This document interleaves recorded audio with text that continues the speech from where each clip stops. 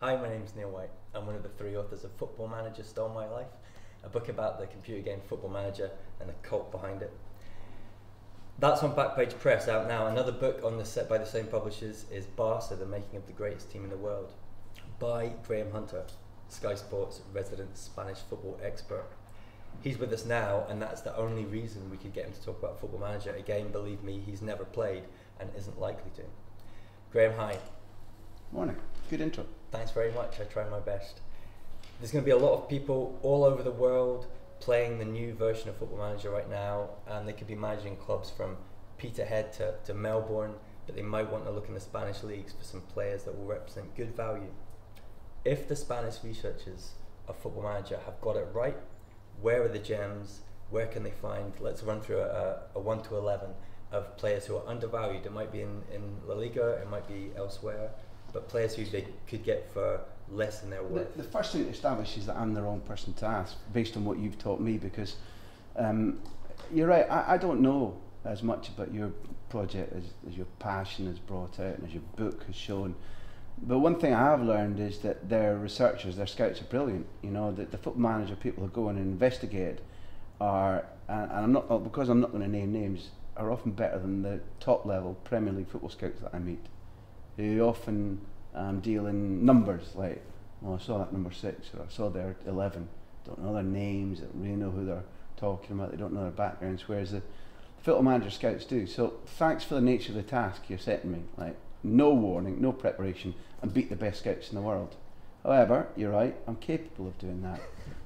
Look at Jesse, not you, Jesse at Real Madrid. He'll be lesser known by people who are playing the game. Jesse is going to be a busy, quick striker of maybe Juan Mata diligence and intelligence and difficulty to shake off. It's early in his career, and I would say that I'd like to have seen a lot more of him. But right now, in the short bursts I've seen of him, then he excites me.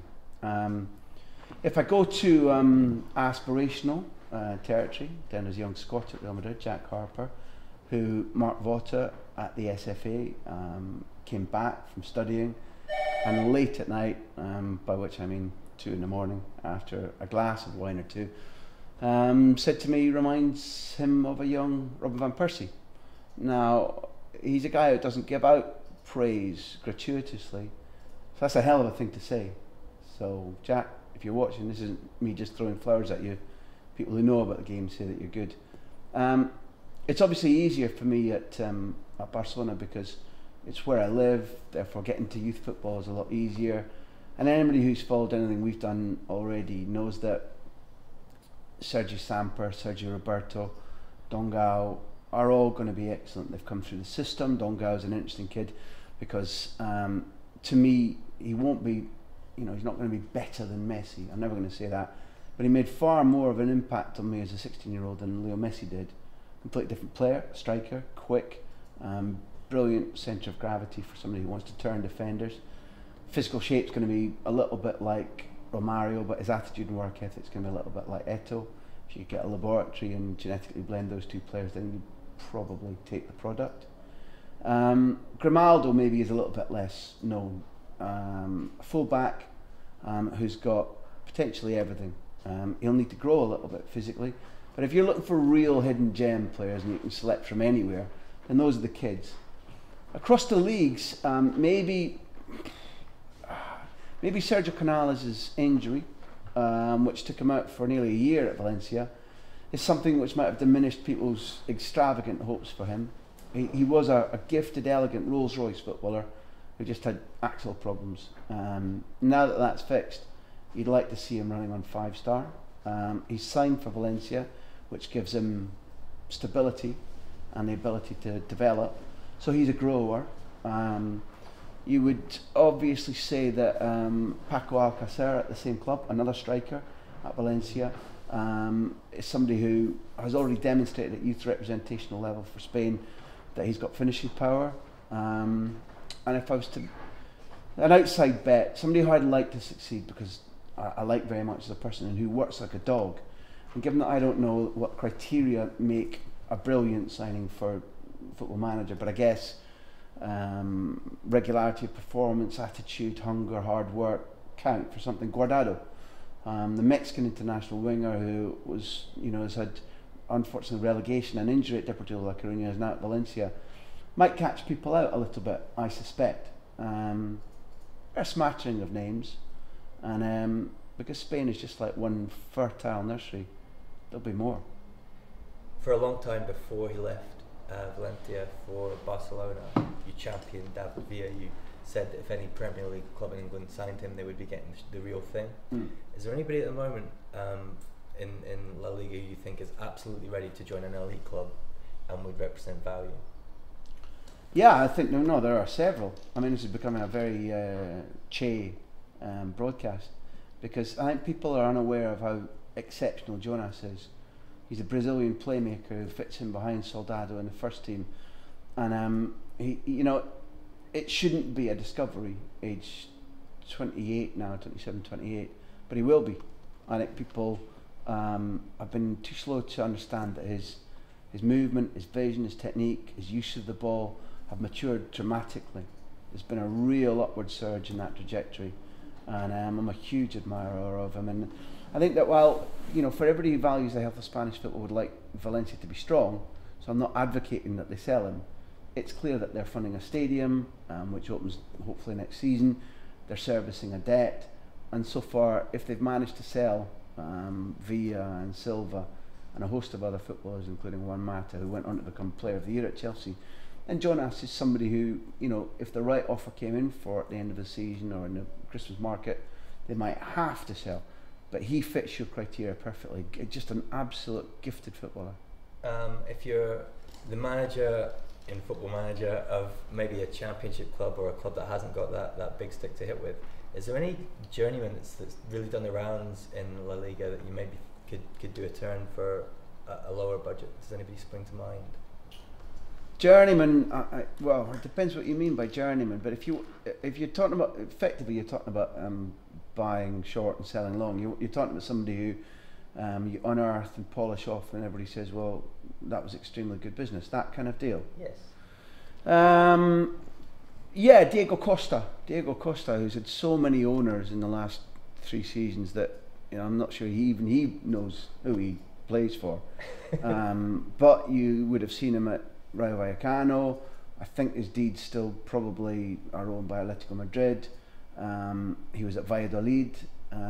He's a Brazilian striker who's really, really powerful, aggressive, quick, had an unfortunate injury and therefore lost a bit of ground. What you tend to find, maybe this is an international audience given your links to Ecuador, which we won't go into, but in British terms, he's got the physique to handle the rough and tumble. You talked about a championship manager, and therefore in that league it's much more aggressive. You have to take the kicks and avoid getting sent off for giving them back. He's got all that. He's got a bit of nastiness. They call it mala leche in Spain. Not an out and out bad boy, but he doesn't need messing about with, and he gets his goals. And I think he's ready for a career spurt if he gets the right manager and right club, whether in Football Manager and we call it real life, don't we? Then this is a guy who has got a surge in him, where people go, where did those 12 goals come from? Last pick. If we go to the Segunda, is there anybody there that you've seen or heard of that might be ready for a step up? Well, that's a big ask. Look, I think one of the things that we'll all be watching very closely is that maybe let me name a club for people to go fishing in. Simply because there's no point in me plucking a name that I'm not sure about recommending. Yeah. But Villarreal were relegated last season, and that bumped their B team down because they can't both be in the same division. So Villarreal are in the Segunda and Villarreal B are in the Segunda B, and they wouldn't have been relegated. And for years, what stood out about this, if Villarreal were the swan, you looked at the little orange legs underneath, because they were paddling really hard to make sure that in a small community, for a club with a small budget, they wanted brilliant youth development. Now, I know people who've been down there to watch their age level teams, how they're trained, what type of football they ask them to play, and what type of prospects are coming through. And I was already being told they do things really well there. There are going to be great products coming through.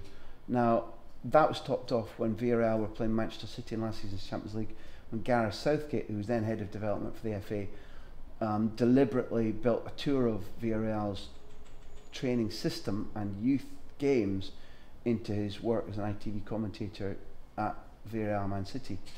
Now, I think what you do is you go looking there, and not necessarily only at the age group that says they're 18, 19, and go under that, and then start to look at performance. And if we top up this conversation, then I'll maybe bring more information at that stage. And the other thing to look at is that Castilla, which is Real Madrid's youth team, there's no reserve football in Spanish football, and Barca B are in the same division, which is the Segunda. Now that will bring a maturing of talents. Nacho Hernandez, for example, and Jesse we've talked about. That will bring a maturing of talents, because the focus will be on them much more than ever before when you get the two junior Classico sides together in the same league, and that will bring maturity too, I think, and it will bring club resources at Real Madrid where maybe youth football hasn't been as valued, I think, as at Barcelona over the last 8-9 years. So if you want to go fishing, those are the three teams to go looking in: Castilla, Barca B, and the two Villarreal sides. Excellent. Before we go, you've never played Football Manager. If you did, would you manage Aberdeen? Yeah, naturally. God created Aberdeen to be the dominant football club in the world. It's a temporary blip, which I think ties in with the climate change and the banking disaster, that we're not regularly winning European trophies. But not only will we, but under me, it'll happen quickly.